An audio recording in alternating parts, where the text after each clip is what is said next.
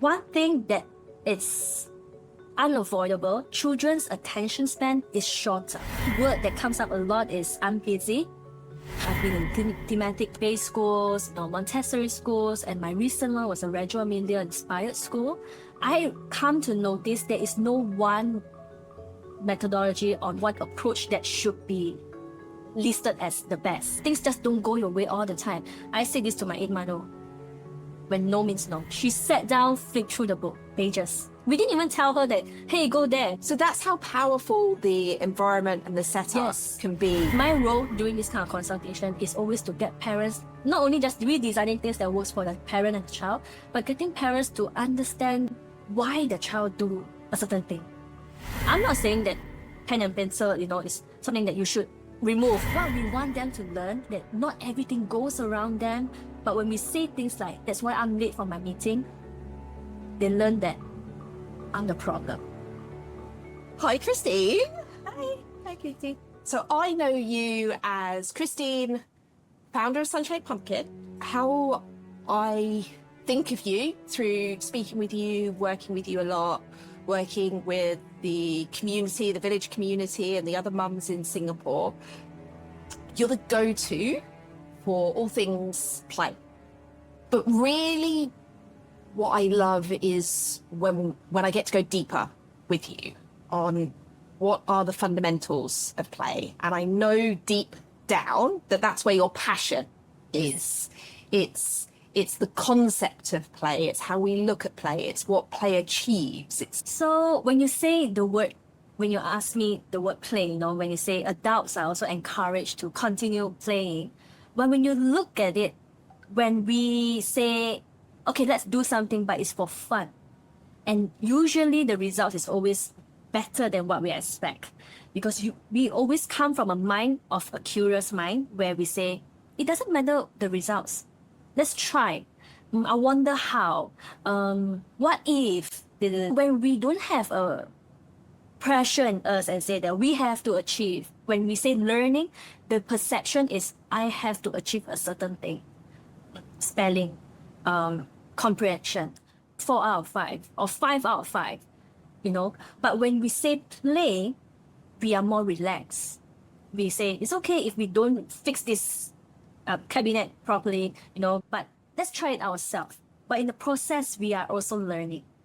I'm not saying that pen and pencil, is something that you should remove. You should not do worksheets. It's stages of learning. We do not introduce worksheets right at 3 years old.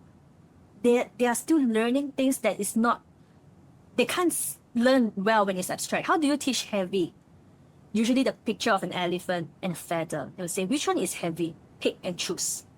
How does a child know exactly that, okay, the elephant is heavy, is being told by a parent or by a teacher. This one is heavy, an elephant is heavy. The child will just, okay, fine, since you said so. But do they really understand? How do they learn the concept of heavy, light and heavy? They have to feel it themselves. They have to touch it. They have to do it themselves. And that's usually through play. And then schools usually say, oh, play-based learning, right? But they are learning concepts exactly like the worksheets. It's just how, as adults, we see the word play. Yeah. So I started my background, early child education, right? But something that not everybody knows is that I was supposed to go into psychology. So it's something that I picked, and I know from secondary school, I'm going to do psychology because I'm always curious about why people do certain things they do, or about our feelings. Why do we feel certain things? And, our action, I want to understand the psychology behind it. But as I learned through the years of, theories and then really go into teaching, I can see how the theories make sense. Because when we just learn one way, we don't know for sure whether it's relevant to the local setting or it is just a theory, right? But after knowing the theory and I see children as they are, I can understand them even better. And that sparks even more passion in this early childhood education where I can really understand why why I want to do psychology, why they do certain things they do. When they say, when they when they hit them, of course it's wrong. We have to step in and intervene and say that's not right. But a behavior arise usually there's an incident before that motivates it. And what do we do after it? Either further encourage this behavior, or it gets them to think that that was not nice and I will not do this, and then an alternative behavior. So I've been in literature-based schools, thematic-based schools, Montessori schools, and my recent one was a Reggio Emilia-inspired school. I come to notice there is no one methodology or one approach that should be listed as the best, or parents say, oh, my son goes to this school because I believe in this approach. Feel that when you look and overview, actually every school have a mix of everything. It's what fits your child. Some children they are right from birth, they are very structured. There is no one factor in saying that, oh, why is this child very structured? Firstly, I believe it's the environment. Probably one a parent is like that, and the experience that this child has, and sometimes it's just nature thing, right? So where play and learning happens is when doing something, we are discovering.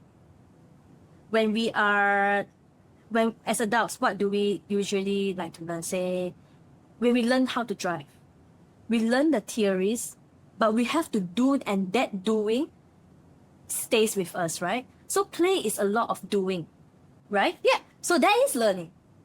And when you're doing worksheets, of course, that is also learning. But it's like I say, it's different stages in learning. At the early years, we don't give too much of there's this or that. At this age, they are naturally curious. We want to give them the resources to be curious. And curiosity is something that really goes a long way in cognitive. When we see a child right now, why parents tend to say, when you can't open the bottle this way, why didn't you try the other way? It's a very rigid mindset. And sometimes I ask parents then, at the beginning, did you give the opportunity? When you can't do it this way, how about the other way? So instead of giving them the answer right away, yeah, here, get them to try. Ask questions like, what happens if we do this? I wonder. This kind of thing sparks curiosity, and children will feel that, oh, I think I can try. I've taught children who have been they don't want to fail. They will say that, no, I'd rather you do it so that I won't spill, and then you give it back to me. But through this kind of interaction, I wonder what will happen if I spill the water. Oh, I wonder what can I do to not spill the water. And then that you will see that other friends will come, I want to try. And then that particular friend will say, hey, it's my water bottle, I try it. So it's not you do it. Why are you so scared of failure? All these things are labeling. When we want them to learn, do something, immediately just point them to it. I wonder how. What if I don't use the cup? What if I use a jar? Or something like that. Actually, we are already hinting them to the answer, but they are doing the thinking. So it's not use the jar where there's no thinking. I wonder, and then they will say, I guess I can try. And that learning sticks with them. As parents, really going deep into yourself and ask, what is the worst case scenario? They spill the water. What is the worst case? I'm rushing out. I have to go out. Can I leave that pool of water there and go out? If it's fine, then that is not a big deal, right? I would not have expectation, because expectation means disappointment. So you tell yourself that, look, I've done what I did. I preempt them. I told them multiple times during the day, and I still see cries. Well, then that time I'm really rushing. Look, I've told you so many times. Why can't you understand? But remember, why do we say this kind of things? Because sometimes it's something that we carry from our parents or adults that says to us, I've told you many times. But when we say this kind of things, it immediately stops the connection and the learning. Children are still learning through these scenarios, right? They're learning that, okay, I don't get what I want, I'm frustrated. it's okay to get angry, but I still don't get what I want. But mommy and daddy doesn't judge me for it. That's powerful. That's powerful. So when we say gentle parenting, what is gentle parenting? Is it okay, fine? I understand you're frustrated. I wouldn't do that if I've already preempted you. And if you are the age where you can understand, I'll say no, I'll put a stop to it. No means no. Okay? I understand that you don't like it, but you have to take it. You don't get everything in the world. No, things just don't go your way all the time. I say this to my 8-month-old. When no means no. You know, but we don't need to come from a place where I'm frustrated, you know, I'm so angry. I blame you for it. See, I'm late for that. Immediately stops the real learning. What we want them to learn is to be considerate, to understand that, you know, not everything goes around them. But when we say things like, you caused me harm, and that's why I'm late for my meeting, they learn something else. And what do they learn? They learn that I'm the problem. Word that comes up a lot is I'm busy. No, mommy is busy. Please don't disturb me. Or, you know, I've told you many times, mommy is busy. Mommy have a meeting. Like you say, all these big words, they may not understand. And even though they themselves say, I'm busy, you know, I need to do my work. Do they really understand the word busy? Or is a reflection from what they've been hearing from adults? What they hear is they look at your face. Mommy seems angry. You know, busy. It's bad. You know, mommy doesn't like it. I want to love me. So they take it as like, does that mean you don't love me? And this is something that arises, but if it happens so frequently, a child eventually learns that I need to please you to be so that you love me. So these things actually carries on to adulthood if we are not mindful of it or be aware of the words that we say and the vibe that we give. So a few things.